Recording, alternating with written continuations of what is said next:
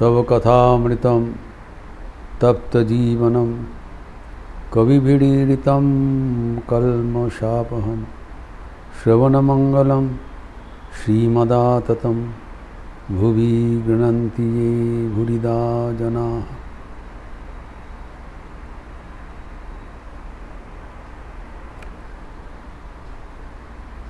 श्री श्री ठाकुर नंद बसु के गृह में कर्मक्षय के बारे में बात कर रहे थे।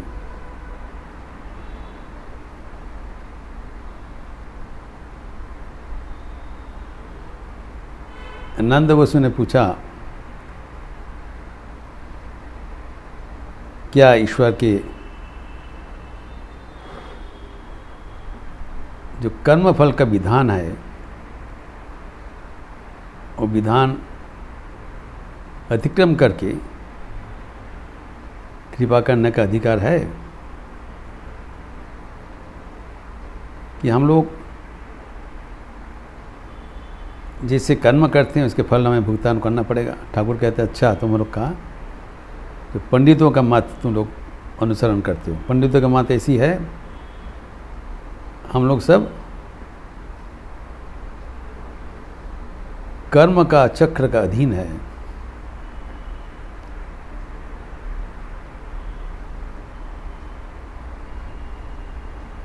जिसे स्वामी विवेकानंद कहते हैं, कर्मोपाश गले बांधा जार, कृतोदास बोलो कोथा जाए। वी आर ऑल स्लेव्स, हम लोग सब कृतोदास है। कर्म का जंजीर से हम लोग बंधा हुआ है। We are bound by the shackles of karma. कर्म यानी कर्मफल। जो कर्म हम कर चुके हैं, अभी कर रहे हैं, सब कर्म का फल होगा, अच्छा बुरा फल होगा। और अच्छा कर्म करने से पुण्यार्जन होगा, बुरा कर्म करने से पापार्जन होगा। पुण्यार्जन में पापार्जन का भुगतान करने के लिए हमें फिर उसके एग्जॉस्ट करना पड़ेगा, आना पड़ेगा, रहना पड़ेगा। तो ये चलते रहते हैं। इसीलिए नंद बसु ने बताया कि वी आर ऑल बाउंड, कि यहाँ पर कृपा का अवसर का, what is the scope for God to interfere in between. Thakur कहते हैं नहीं, उनके पास शरणागत होने से कर्म का जो फल है वो क्षीण हो जाता है। इसके बाद ठाकुर एक प्रार्थना सिखा रहे हैं। आपात दृष्टि से इसे पढ़ने से लगता है ये अप्रासंगिक है। अचानक ठाकुर कहते शुद्ध भक्ति दो, शुद्ध भक्ति दो, इसका सद मतलब क्या है? लेकिन गंभीर अर्थ से पढ़ने से हम समझ सकते हैं ठाकुर कितने अच्छा सुंदर व्याख्यान दिया है। इसीलिए कथामृत तो बहुत सावधानी से पढ़ना चाहिए। पहले लगता है ये इजी इरिलेवेंट, यहाँ से कहाँ पर ये पाप पुण्य धर्म अधर्म का बात आ गया। गंभीर अनुध्यान करने से पता है, अरे बहुत अच्छा बता दिया ठाकुर ने। क्योंकि जो ठाकुर जो प्रार्थना हमें सिखा रहे हैं वो कहते हैं कि जे हमारे जो कर्म का जो प्रबंधता है, कर्म करते हैं तो कर्म करने से कर्म का धर्म अनुसार अच्छा और बुरा रिजल्ट होगा। There will two results, either good और बैड, मेरिट्स और डिमेरिट। तो हमारी जन्म मृत्यु का जो चक्रवर्तन है वो है to exhaust the effects of our karma, good और बैड। दोनों ही बंधन है, ये समझना पड़ेगा। इसीलिए ठाकुर दोनों ही वर्जन कर रहे हैं।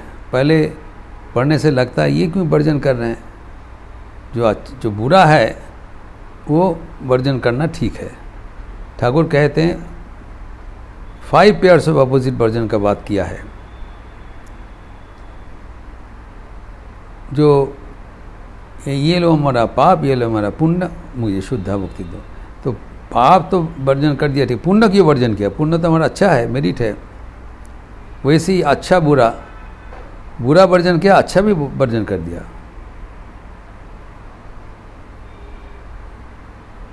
फिर तीसरा बताया कि जो धर्म और अधर्म दोनों ही वर्जन कर, अधर्म तो वर्जन किया ठीक है, धर्म भी वर्जन कर दिया, वैसे ही ज्ञान अज्ञान दोनों ही वर्जन किया, एवं शुचिता अशुचिता दोनों वर्जन किया।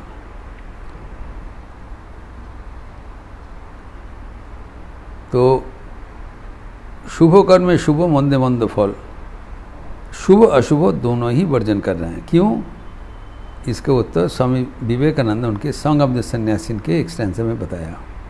सन्यासी कृति, जो कि थाउजेंड आइलैंड पार्क न्यूयॉर्क का, वहाँ पर पेड़ के नीचे बैठकर स्वामी जी समाधिस्थ हो गए थे, सहस्त्र दीपों ध्यान, और वहाँ से समाधि भंग होने के बाद ये कविता रचना किया था। उसका द्वितीय स्टैंजा में है, strike off the fetters, bonds that bind thee down, shining gold or darker baser ore. No slave is slave, carried or whipped not free. For fetters though of gold are not less strong to bind.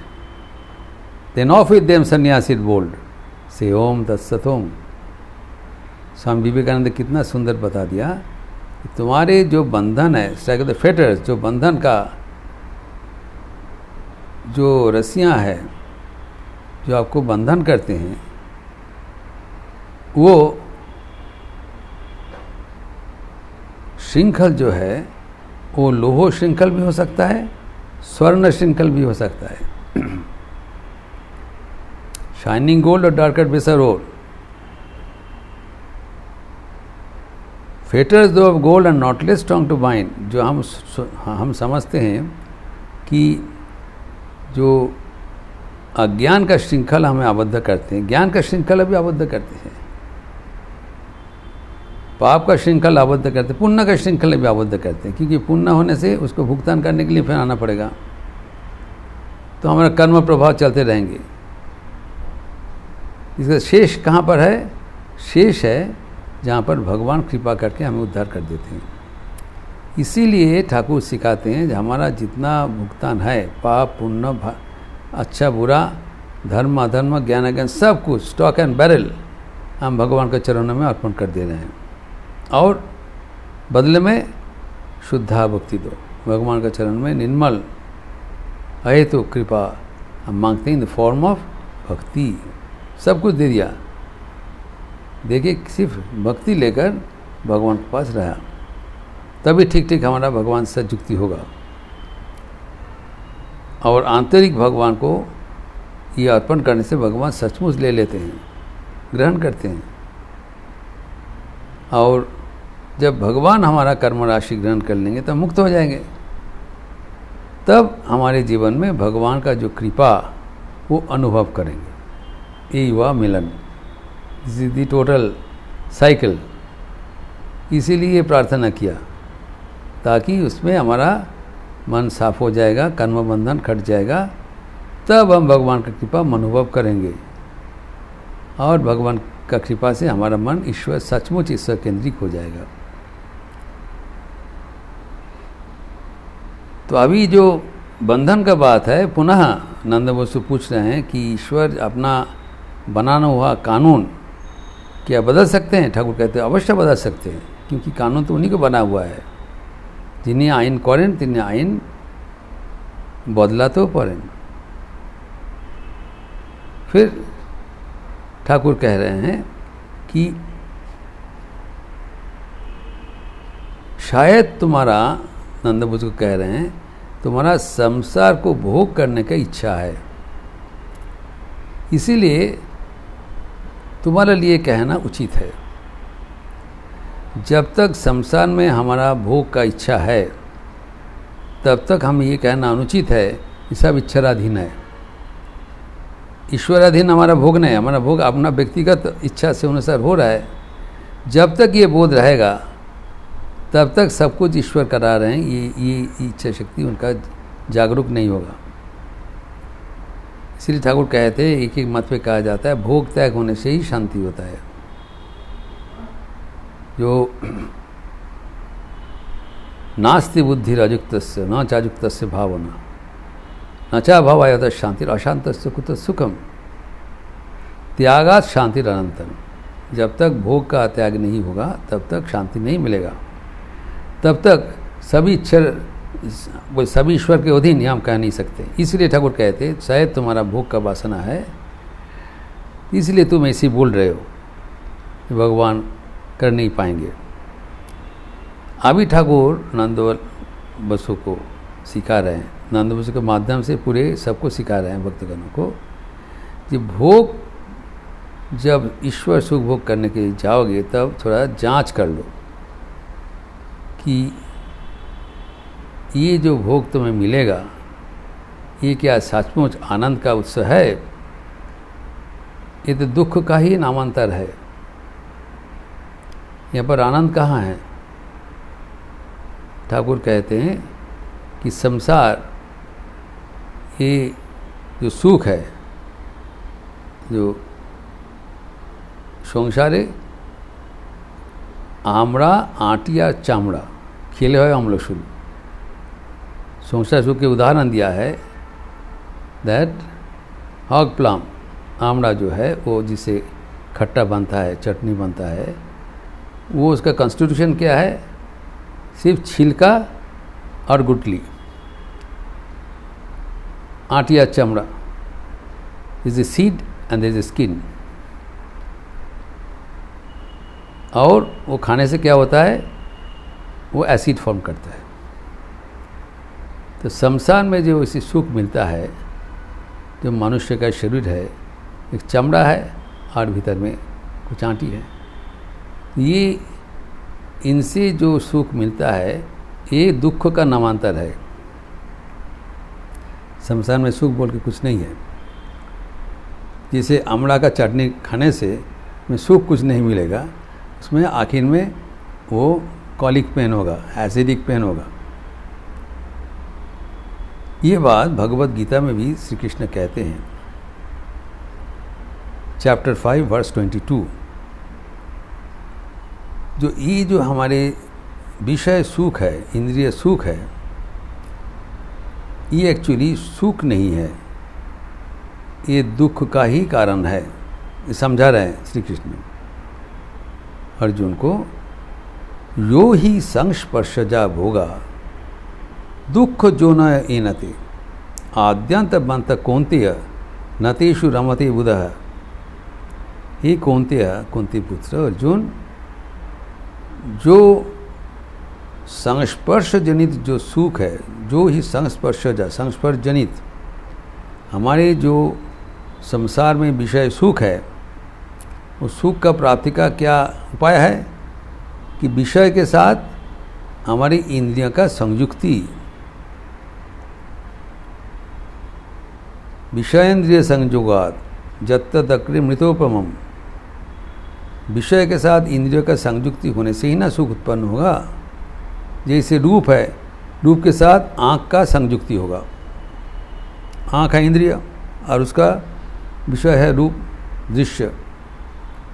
वैसी सब विषय है, शब्द के साथ कर्ण का संयोग होने से होगा। जब तक संयुक्ति नहीं हुआ तब तक सुख का चालू नहीं होगा। इसलिए कहा जाता है जो संस्पर्श जनित जो सुख है, संस्पर्श जनित भोग है, वो दुख का ही कारण है। क्यों? आद्यंत बंत कौंतेय नतीशु रमति बुध। इसका आदि है, अंत है। It is not for ever, it has a beginning and necessarily it has an and. एक मीटर चालू हो गया, थोड़ा तो बहुत बाद जैसे मीटर बंद हो गया, बस सुख खत्म। तो इसको आदि है, अंत है, ये तत्कालिक है, क्षणिक है। जो क्षणिक जो सुख है उसको सुख नहीं कहला जाएगा, वो तो तत्काल है। जो एक कविता में माइकल मधुसूदन दत्त ने लिखा है, आशा धन्य आशा गोह की नीतमान माया। वो कहते हैं क्षण प्रभा दाने बाड़ाए मात्र आधार पोथिक धांदिते। ये हम लोग बचपन में पढ़े थे। क्षण प्रभा मतलब विद्युत, लाइटनिंग। जो लाइटनिंग का जो विद्युत का जो चमक है, रोशनी है। ये तो कोई रोशनी नहीं है। अंधेरा में अगर विद्युत खिल जाए उसमें कुछ दिखाई नहीं पड़ेगा, लेकिन वो रोशनी क्या करते हैं, हमारा जो अंधकार और बढ़ा देते हैं। We become more confused. वो तो कोई सरासरी रोशनी नहीं देता है। यही है हमारा संसार का सुख। विद्युत के भांति कभी आएगा फिर तुरंत वो हट जाएगा, क्षणिक है। ठाकुर उदाहरण दे रहे हैं, संदेश तुम लोग खाते हो, संदेश का आनंद तब तक रहेगा जब तक संदेश मुंह में है। जैसी वो गाले के नीचे चले गया बस खत्म। अब तो आनंद नहीं रहा। तो विद्युत के भांति एक झटका मारा, बस उसके बाद अंतरित हो गया। जब चले गए तब मन में क्या दिया, अतृप्ति रख के चले गए। We are more frustrated, we want to have it but it is no more there. इसीलिए कहा गया है, ये सुख बोल के जिसको कहा जा रहा है, ये दुख का ही नामांतर है। इसीलिए जो राजस सुख के बारे में चेतावनी दिया गया है, विषयेंद्रिय संयोगात् जत्तत् अग्रे मृतोपमम परिणामे विषमिव तत्सुखम राजसम स्मितम। तो राजस सुख उसी को कहलाता है कि विषय के साथ इंद्रियों का संयुक्त इससे होता है। तो पहले अमृत जैसा लगता है, जत्तत् अग्रे पहले अमृत जैसा लगता, अमृत नहीं अमृत जैसे लगा। और क्या परिणाम है, विषमिव, आखिर में ये जहरीला बनेगा। क्योंकि ये हमें धोखाधड़ी देते हैं, हम क्या आह्वान करते हैं बहुत अच्छा आनंद मिलेगा, आखिर में देखा जाता है कुछ आनंद नहीं है, दुख का ही नामांतर चल रहा है। इसीलिए ठाकुर कहते हैं, जब तुम्हारा संसार सुख का तुम्हारा जो इच्छा है वो थोड़ा भलीभांति जांच कर लो, विचार कर लो। विचार करके देखोगे यहाँ पर कुछ सुख बोल के कुछ है नहीं, और क्षणिक है, टेम्पोररी। हमारा जो आनंद का परिभाषा है, शुड बी परमानेंट, चिरंतन, बराबर होना चाहिए। और इसमें कोई दुख का मिलावट नहीं होना चाहिए। It should B pure, pure जो है, प्योर आनंद समसे। और ये बराबर कभी मोनोटोनस नहीं हो जाना चाहिए। It should be ever increasing, ever invigorating, प्रतिक्षण वर्धमानम। यह है आनंद का परिभाषा। ये प्रतिक्षण वर्धमानम होगा, चिरंतन होगा एवं आनंदपूर्ण होगा, उसी को ही आनंद कहलाता है। वो ईश्वर आनंद छोड़ के विषय आनंद नहीं हो सकता है। जब ऐसी विचार किया जाएगा तब और विषय का भोग करने की इच्छा नहीं रहेगा, तब भगवान की इच्छा ही हमारी इच्छा बन जाएगा। तब हमारा जीवन में शांति और आनंद प्राप्त होगी। फिर इस प्रसंग को और भी बढ़ाते हुए ठाकुर जो चर्चा कर रहे हैं वो अगले दिन देखेंगे। ओम शांति शांति शांति। हरि ओम तत्सत। श्री राम कृष्णार्पणमस्तु। आज रविवार का अवसर है, जप यज्ञ चल रहा है।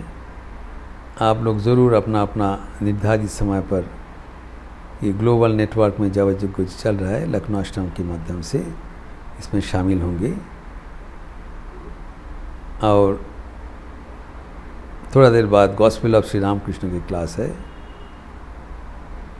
शाम को युवाओं का व्यक्तित्व विकास के लिए संगोष्ठी होगी एवं सायं आरती के उपरांत सामूहिक भजन होगा। आप लोग सब स्वागत है। अच्छे रहिए, स्वस्थ रहिए, आनंद में रहिए। नमस्कार।